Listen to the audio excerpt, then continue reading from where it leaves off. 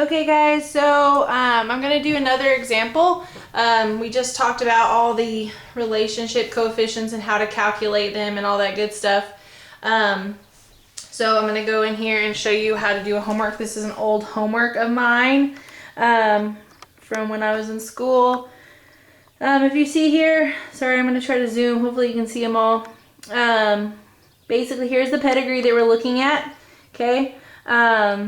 Got consensus here on the left with the A, Winnis here with the N, so hopefully you can see them all. This first problem wants us to calculate the relationship between War Bonnet, so he is over here, okay, so here's War Bonnet, and his double grandsire Midian Focus, or sorry, reverse, I guess it's the other way around, but anyways, so we're going to use the pedigree and we're going to determine the relationship coefficient between Midian Focus and War Bonnet. Okay, so first thing that we talked about that we do, it's really important. First of all, this is what I always do whenever I'm doing these problems. First, I always just go ahead and write down the relationship coefficient, the formula. Okay, so the formula for relationship coefficient is going to be R, and in this case, the letters are M and W. So that is equal to the covariance, the relationship covariance between M and W over the square root of 1 plus the inbreeding coefficient of M, okay, times 1 plus the inbreeding coefficient of W. The other thing I do is I go ahead and at the top, you're going to determine all this and do the math and all that kind of good stuff below, but one thing I always do, just so I have a place to put it, is I go ahead and write down f of m, okay, and f of w. So f of m, as we know from the PowerPoint presentation that I have up, is equal to half the covariance between m's parents. So if we're looking back here, m's parents are b and t. Okay, so it'd be half the covariance between b and t. The inbreeding coefficient for W is going to be half the covariance between W's parents. So we look, and W is War Bonnet. We don't know his parents. We don't go back that far in the pedigree, and you're going to have that occasionally. And so basically, I just write a little like blank here.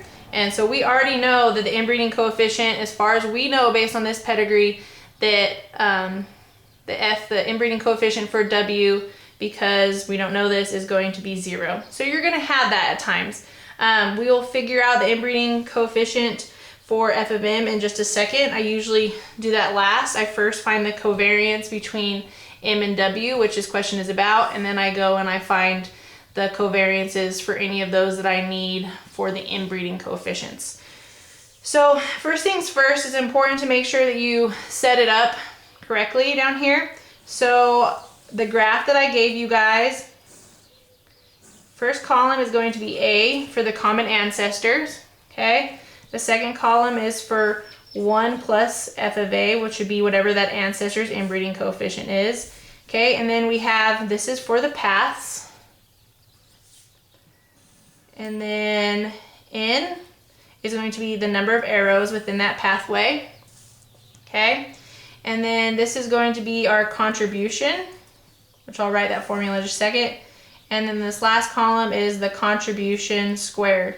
Remember this last column, I was just getting the habit, I always do it on these problems. I just always do it because if you need to go back and do the standard error, you already have it done. This contribution is, formula is half to the power of n times 1 plus f of, I'll just put a because that's what this is over here, okay? So we'll kind of go through that. So one thing that I like to do here first is we look at these two animals and we basically see, okay, what is the common ancestor between these two? What is the one that they share? In this case, between M and W, the only ancestor that they share is W. He is the direct ancestor of Midian Focus in a couple different ways, but that's the first thing we know. So what I always do over here is So I know that I'm working on the pathway between M and W. That's what I put right here on this outside. This keeps track of things because if you want to calculate inbreeding coefficients below, basically it says, you know, here's the M and W. That's who I'm dealing with right here. So we know first of all that the only ancestor between the two is going to be W. So looking back at this, well, first of all, 1 plus f of A, which is f of W, we know that we don't know W's ancestors. We don't know his parents. So we just assume that his inbreeding coefficient is 0, okay? So the pathway, once again, when we're doing these pathways, we know too by looking over here, this is the pathway between M and W is the ancestor here. So we also know that it should start with M or end with W. Either way, it just needs to start with one and end with another whenever we're dealing with a covariance between two animals, okay? It might just be a little easier in this case, since W is the ancestor, to go ahead and list W first, okay? So one thing we do here, we see that War Bonnet is the sire of Spartan, who is the sire of Midian Focus. So it'd be W, B, M. So we go back and we do W, B, and then M. And I always just write these pathways down first and then I come back in and do this math. Okay, so we look back at the pedigree. So how else are they related? Well, the only other option is WTM. So I'm gonna write the ancestor once again because this is another pathway. So W, T, then M. Okay, so I'm gonna look back at the pedigree. Are there any other ancestors they share in common? No. There's progeny, like there's animals in between. We're talking about like direct ancestors. W is the only ancestor for this relationship, and the only two pathways are the two that we just wrote down. So now we go through and we can actually calculate the covariance for M and W. Okay, so the N, I told you, is equal to the number of arrows. So both of them, so it's going to be 2, 2. So in this case, on the contribution column, we know that it's going to be half to the power of N, which is for each thing. So half to the power of N, so half squared, times 1 plus f of A, but we know that that's 1. So it would basically look like this. So half squared is a quarter times 1, which we know is still a quarter. Same thing here for 2, okay? Just go ahead and do the contribution squared. Contribution squared is going to be 1/16 for both. And then I just like to, and then so now that we've added all those up, you can actually add them up. So a quarter plus a quarter is a half. 16th plus a 16th is 2/16, so an eighth. We're not going to be doing the standard error, but if you needed it, you have it right there. So this number right here, this contribution, this is equal to the covariance of M and W, and we will need that in a second whenever we do our relationship coefficient for those two.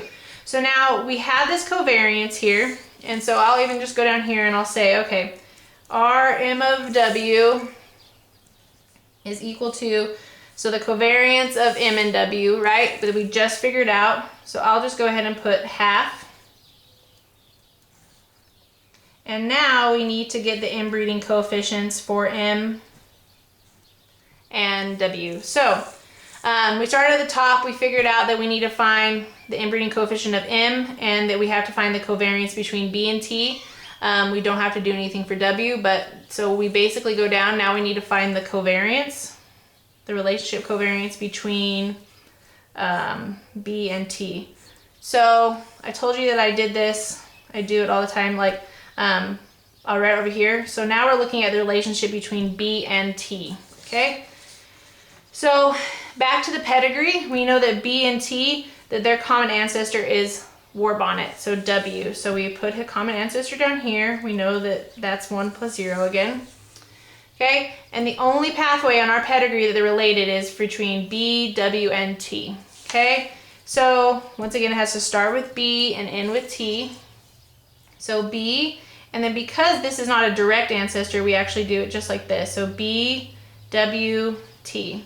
So we notice here that our common ancestor, that the arrows change directions around the common ancestor. We also notice that we followed the rules because it begins with B and ends with T, or vice versa, and letters do not double up in this case because we can't have more than one letter. So the N column is going to be 2 once again.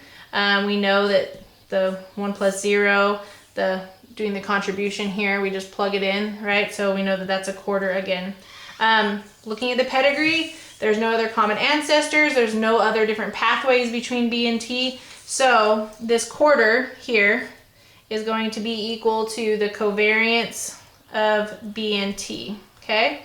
So the covariance of B and T, we now know we can plug in up here to get the inbreeding coefficient of M. So it's half the covariance of B and T, so it's half times that covariance that we just found, which is a quarter. So we know that the inbreeding coefficient of M is 1/8, okay? So now we come back down to our relationship coefficient. The inbreeding coefficient is 1/8, my bad. Anyway, so now we have the covariance between M and W, and now we have to plug in the inbreeding, okay? So 1 plus f of m, because we know that by looking at our equation up here, 1 plus f of m, and we know that our f of m is 1/8. So it'd be 1 plus 1/8 times 1 plus the inbreeding coefficient of W, which we figured out up here is 0. So 1 plus 0. Okay, so now we basically do the math for it. Pretty simple, ish. So half, I'm going to go ahead and convert it into a decimal. And then down here, if you do that math, it's basically 1 1/8 times 1, okay? So it's a square root. We can convert that to a decimal, 1.125. If you do the math here, I'm just going to kind of skip a step. Make sure that you would basically, it's 0.5 divided by, find that square root first, and then you divide it. The answer is going to be 0.471. So our relationship coefficient of M and W is equal to 0.471. Okay, so this is basically saying, like we talked about before, that 47, based on ancestry, that we would probably expect 47% of their genes to be similar based on common or direct ancestry. As of right now, I'm not going to have you do the standard error, but the standard error is a fairly simple one. You know, we added up this contribution squared up here, so we could simply plug it in to our standard error formula and find out what the standard error is, but we'll do that a little bit down the road. Okay, so I want to do another one. Okay, so for this second one, I want you to, it's going to be calculate the relationship coefficient between Spartan. So let me,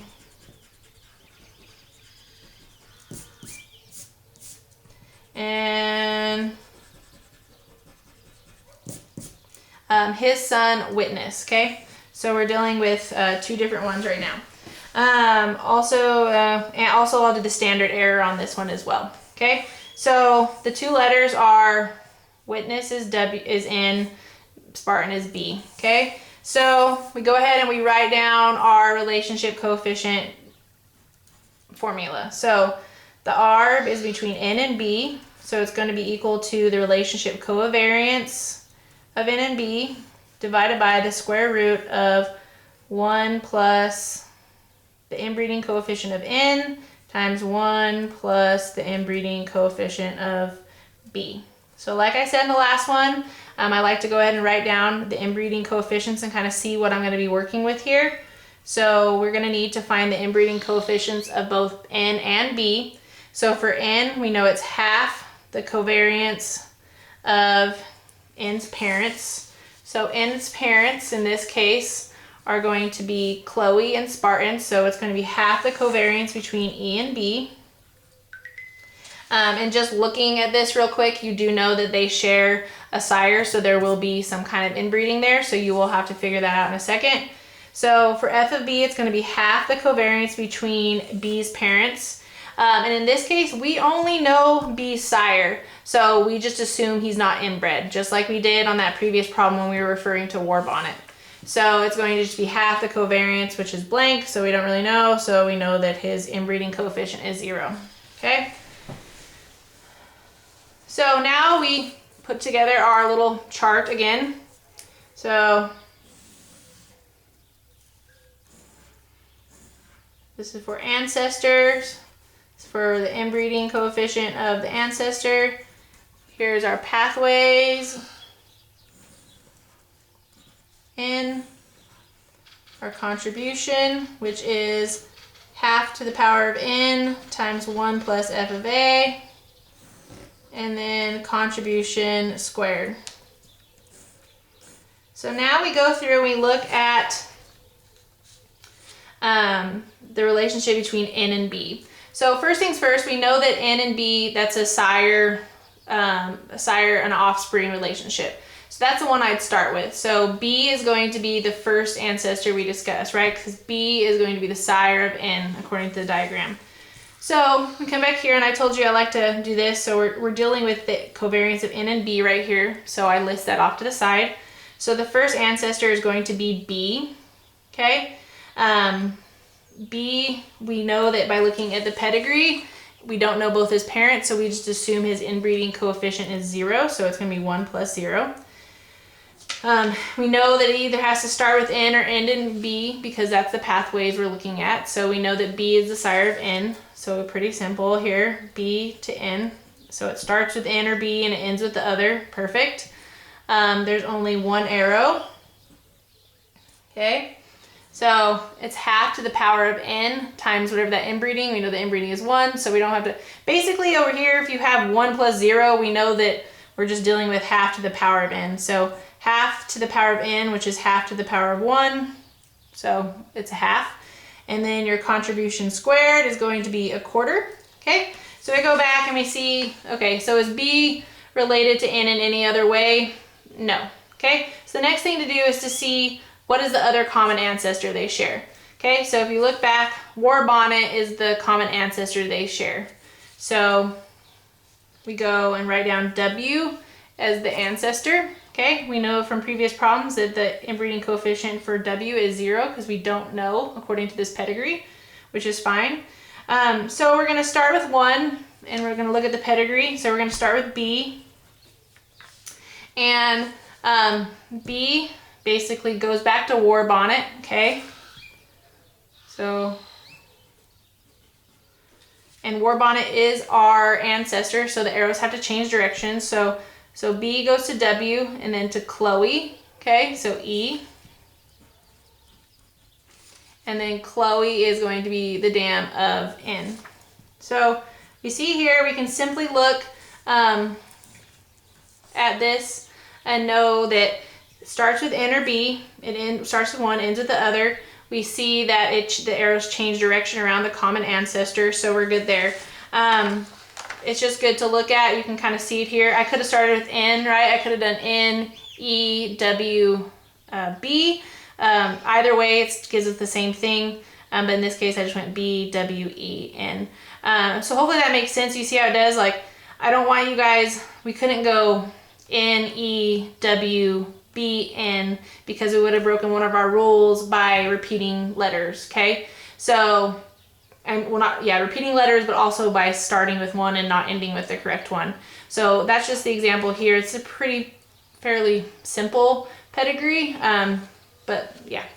So anyways, W, so we count for N, we count the number of arrows, 1, 2, 3. We know that this doesn't matter because the ancestor is not inbred. So it's half to the power of 3, which is 8, 1/8, and 1/8 squared is 1/64. Okay, so if you look on here again, we know that we have covered all the ancestors that they share in common that we know from this arrow diagram.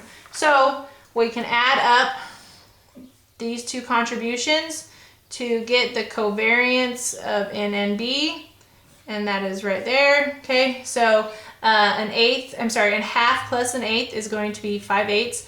I hope you guys know how to do fractions. In this case, right, you could just convert, if you're confused, an eighth is also equal to 4/8, right? So 4/8 plus 1/8 is 5/8. And then go ahead and add up the contribution here. So another way to do that is, so 1/4 is also equal to 16 64s. So you add those. So our contribution squared column total is 17 64ths. Okay, so I'm gonna go down here again. I have my relationship coefficient formula. I know that the relationship covariance between N and B is the top. So I go ahead and put 5/8 in, and then I'll go ahead and put this here. I know that I need to go ahead and find the inbreeding coefficients now that we listed at the top. So I need to find this inbreeding coefficient for N, which is half of the relationship covariance between E and B.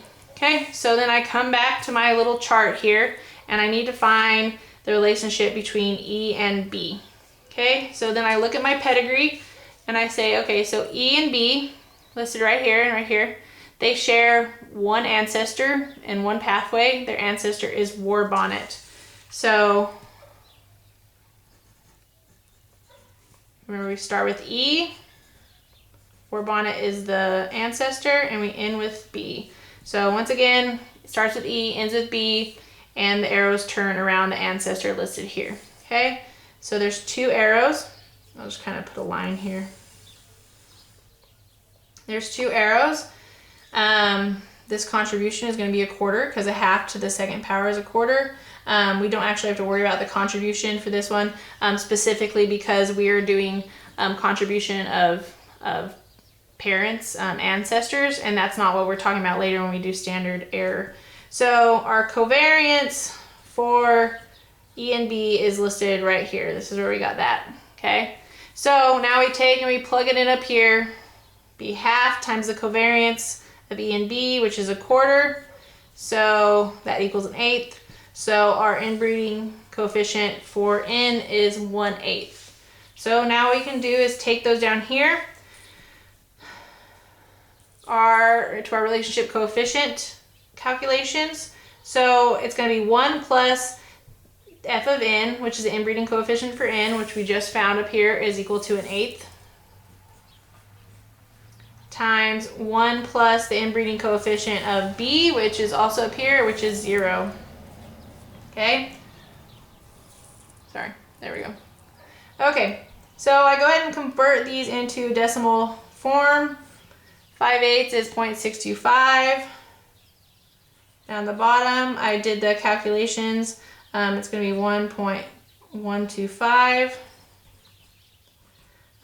When you do the square roots or whatever and you do the math, you get 0.589. Okay, so that is equal to the relationship coefficient between N and B. So they're going to have almost 59% of similar genes potentially because of common ancestry. So I said I wanted to do the standard deviation, right? So standard deviation, in this case, in the PowerPoint that I did, I told you that there are 2 different equations, okay? So standard deviation, the standard error for the relationship between N and B is equal to, so there's 2 different equations for standard error. There's parent and offspring and then non-parent offspring. We know right here, right, that B and N are parent offspring, so we have to use that equation. So that equation is going to be, on one thing, it's basically the sum of the contributions, so it's the contribution square column, okay, all summed up. For the parent offspring, we do that minus 1/4 divided by 2n, okay? So for this, first thing we do is we're going to plug in the contribution squared. So if we go back up and we're talking about specifically N and B together, okay, the contribution squared totaled up is going to be 5/8. So we come back down here. I'm sorry, I lied. The contribution squared, I'm looking at this column, contribution squared is going to be 17/64. Apologize. So we plug that in. So 17/64 minus 1/4. Okay, and then I told you that I'd give you, so 2 times N, and N is the chromosome pairs for this species, and so that would be cattle, so that's going to be 60. So basically, if if you need to kind of see it broke down a little bit more. 17/64 can also be written as 16/64, right? So we would know that this is 1/64 divided by 60. So do the math within there. So whatever 1/64 is, divided by 60 and then the square root, we get 0.016. So just to reflect, basically, we know that if we take 0.589 and we minus 0.16,